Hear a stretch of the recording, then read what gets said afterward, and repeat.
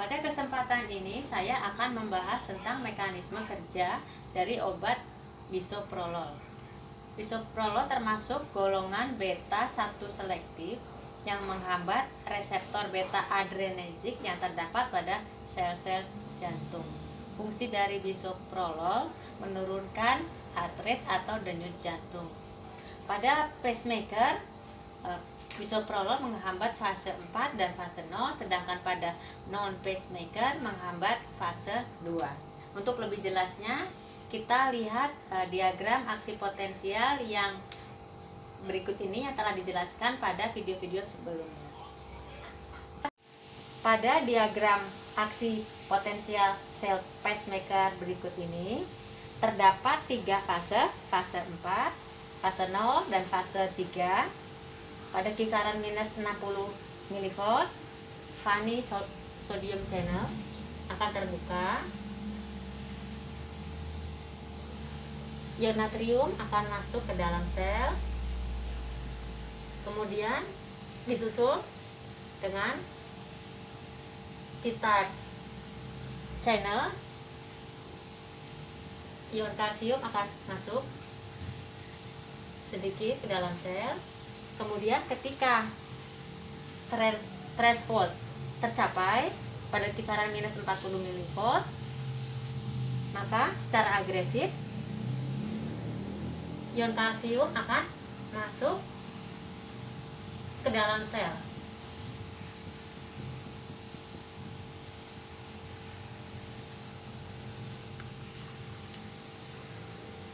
Jika adrenalin atau noradrenalin atau epinefrin atau norepinefrin berikatan dengan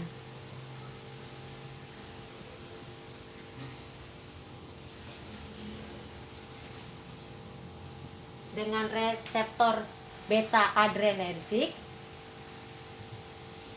maka akan meningkatkan protein kinase A, sehingga laju influx dari ion kalsium akan meningkat. Ini akan meningkatkan heart rate. Bisoprolol akan menghambat ikatan antara adrenalin atau noradrenalin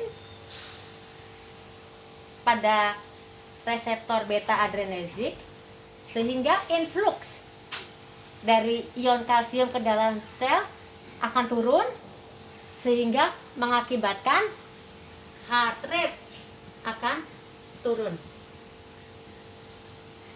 Dalam hal ini bisoprolol mempengaruhi atau menghambat dari fase 4 dan fase 0.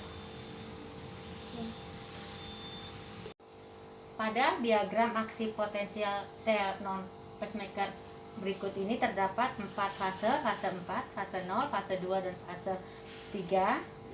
Pada kisaran minus 90 mV pada fase 4, ion-ion potasium masuk ke dalam sel melalui dari gap-gap junction masuk ke dalam sel.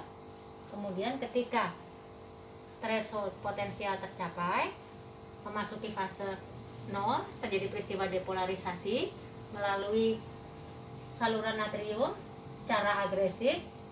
Ion-ion natrium masuk ke dalam sel.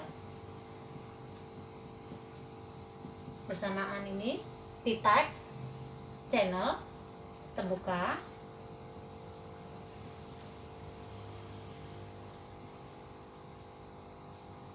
Ion kalsium masuk ke dalam sel. Kemudian grafik akan menurun pada kisaran 0 mV ke dalam ion potasium keluar dari sel, keluar sel.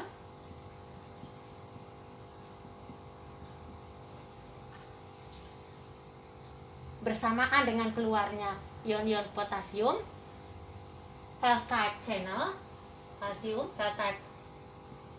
kalsium channel terbuka, maka ion kalsium akan masuk ke dalam sel sehingga ion potasium dan ion kalsium yang masuk ke dalam sel seimbang, akan terjadi peristiwa kontraksi atau pada fase Plato.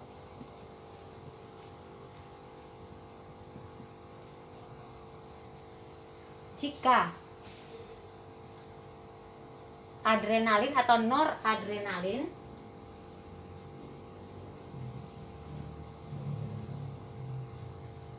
berikatan dengan reseptor beta adrenergik, maka akan mengaktifasi protein kinase A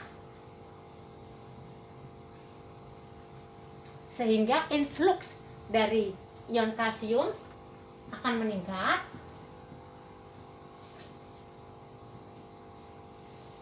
mengakibatkan heart rate akan meningkat. Bisoprolol akan menghambat ikatan antara adrenalin atau noradrenalin dengan reseptor beta adrenergik sehingga influx dari kalsium akan turun.